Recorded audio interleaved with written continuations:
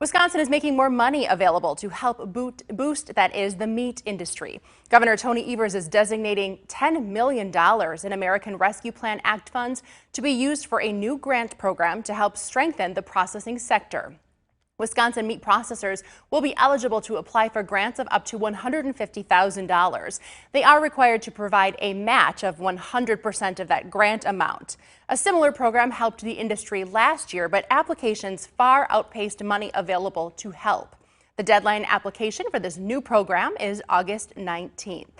I had the chance to chat with Wisconsin's Secretary of the Department of Ag, Trade and Consumer Protection about this new investment. He says it is money that will be put to good use, shoring up the supply chain. $10 million is a substantial investment for the meat processing industry. And the way the governor wanted to structure it is to make sure that it gets out in the hands of the processing industry so that they can use it to modernize, expand, purchase equipment. Because, Malene, what we've seen is because of the disruptions in the supply chain, there's gotten to be this backlog of getting animals in to get processed. And that affects farmers, it affects the processing industry. So the really important thing that's going to happen here is the grants will allow meat processors, big, medium, and small, to go out there and increase their capacity. And that's a good thing for Wisconsin agriculture. And speaking of grants, the newest round of dairy processor grants were also released not that long ago. Talk about some of the innovative ways that this money will be used. These are really great grants because they're flexible. Obviously, we're America's Dairyland, and people wear cheeseheads at the Packers games on weekends, and actually a lot of other places for that matter. So dairy processing is a vitally important industry in the state. The beauty of these grants is that it's flexible funding.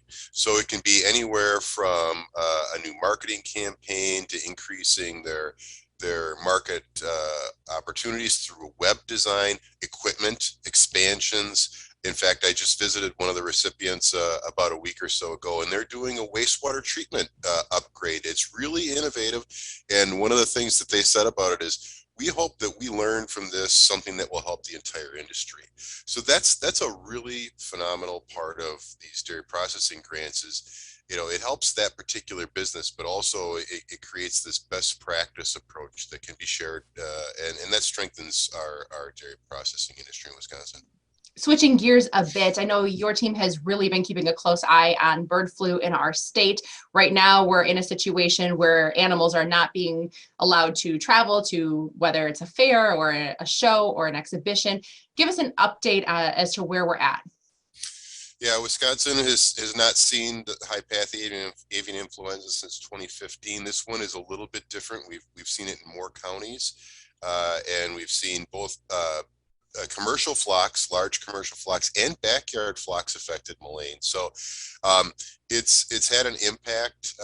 We're hopeful that it's going to start slowing down now as the weather warms up. For those who don't know, the virus is spread and shed by birds migrating back north, and this is the time of year that our flocks are susceptible to it. So, we encourage people to practice biosecurity on their own operation, register their premise, which is quick and easy to do, and then, whenever possible, keep their birds inside until we get past this.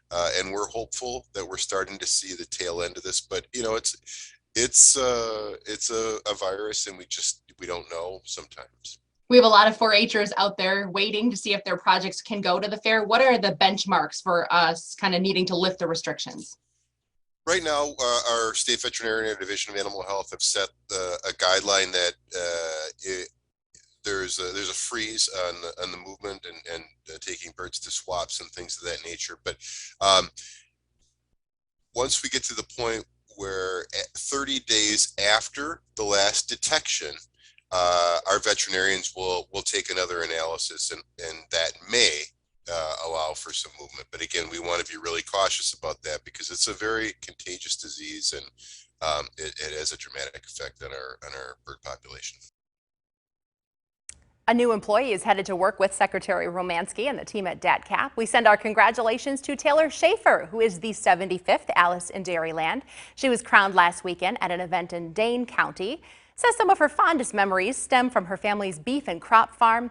Raising livestock and serving as a youth leader in the Racine County 4-H program really ignited her passion for agriculture.